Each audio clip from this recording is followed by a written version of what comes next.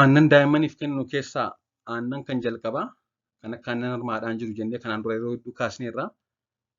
Aannan harmaadhaa taansee kan lammaffaa immoo kan yeroo hedduu rikamendi ta'u aannan gaalaadha. Aannan gaalaa aannan looniis aannan re'ee caalaas faayidaa hedduu qaba jechuudha daa'immaniif. Mee faayidaa aannan gaalaa daa'immaniif qabu akkasumas maaliin aannan re'ee fi aannan loonii caalaa aannan gaalaa daa'immaniif kan jedhu akka armaan gaditti waliin haa ilaallu. Chaanalii kanaaf haaraa ta'an sabskiraayib gochuu hin dagatinaa. Aannan yeroo hedduu daa'immaniif kennamu jechuunis akka biyya keenyaatti aannan yeroo hedduu daa'immaniif kennamu kanneen akka aannan loonii fi aannan re'eedha. Kanneen kana caalaa qabiyyeen isaa kan aannan dhala namaa wajjin wal fakkaatu, aannan harmaadhaa wajjin kan wal fakkaatu aannan gaalaadha. Aannan loonii aannan re'ee caalaa jechuudha. Kanaaf aannan gaalaa aannan jiran keessaa amala aannan dhala namaa fakkaachuu kan qabu qabiyyee isaadhaan aannan gaalaadha jechuudha. Kanneen uumamaan jiran keessaa.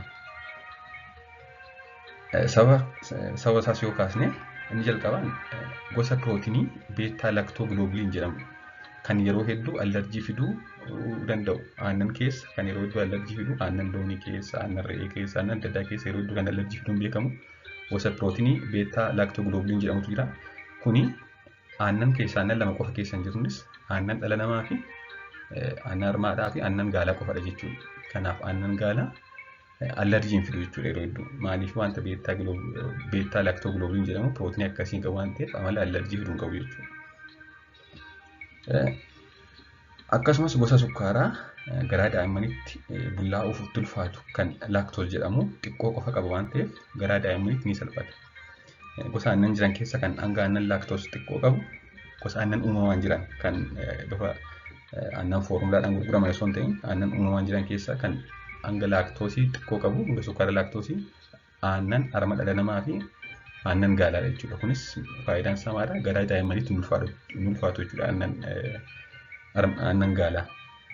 Kunis egaa akka aannan gaalaa kun aannan dhala namaa wajjin baay'ee wal fakkaatu taasisa jechuudha. Kanaafuu tokko pirootinii allerjii fiduu kan hin qabne aannan keessa aannan uumamaa keessa aannan dhala namaa fi aannan gaalaa qofaadha. Lammaffaa hanga laaktoos jedhamu sukkaara garaa daa'immaniitti ulfaatu bullaa'uuf kan xiqqoo qabu aannan dhala namaa fi aannan gaalaa qofa jechuudha.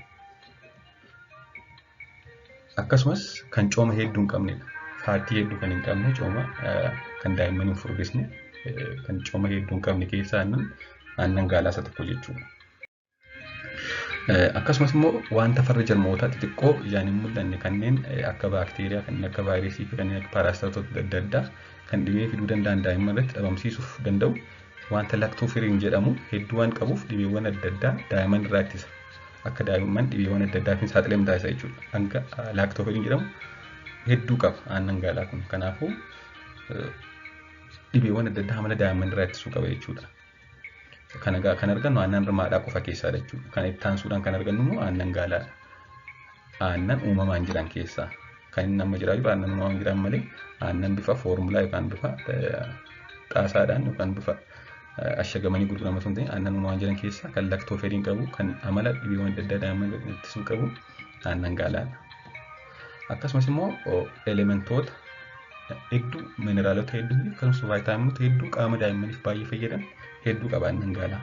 Kanaaf guddina daa'immaniif fayyummaa ija daa'immaniif dandeettii sammuu daa'immanii cimsuuf kan fayyadan elementoota mineraalota fi vaayitaaminota hedduu qaba jechuudha.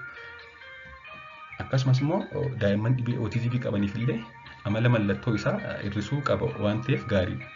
Hanga maagniiziyeemii hedduu qaba aannan gaalaa. Hangi maagniiziyeemii kun immoo antioksidaantii kan ta'edha. Anti-inflaamaatorii antioksidaantii waan ta'eef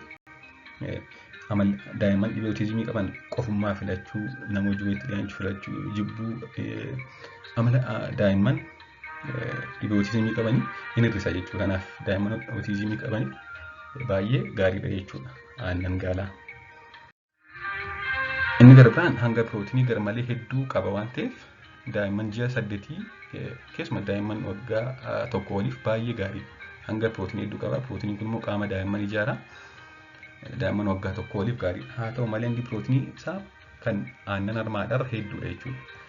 Kanaafuu haa ta'u malee umurii ji'a 8 gadii fi hangi pirootinii aannan gaalaa keessa jiru kalee daa'immanii irratti xiqqoo dhiibbaa fiduu danda'a. Maaliif hedduu waan baay'atuuf. kaleen daa'imman isa kana itti ulfaachuu kan danda'u daa'imman ji'a 8 gadiif aannan gaalaa hin eeyyamamu jechuudha. Miidhaa fiduu danda'a. Kanaafuu daa'imman ji'a 8 oliif kan aannan gaalaa kennamu. Daa'imman ji'a 8 oliif aannan keessaa kan aannan harma haadhaan dabalata daa'immaniif osoo kenname gaarii ta'u aannan gaalaadha jechuudha. Aannan kamirra iyyuu. Aannan haadhaa kan hundumaa dursaa aannan uumamaan jiran keessaa akka aannan harma haadhaa daa'immaniif hin jiru itti aanuudhaan aannan gaalaadha jechuudha. Waan dhaggeeffattaniif hedduu galatooma. Chaanalii kanaaf haaraa taanaan sabiskiraayib gochuun dagatinaa, laayik, sheerii fi akkasumas gaaffii yaada qabaattan koomentii jalaan akka turtii gaarii.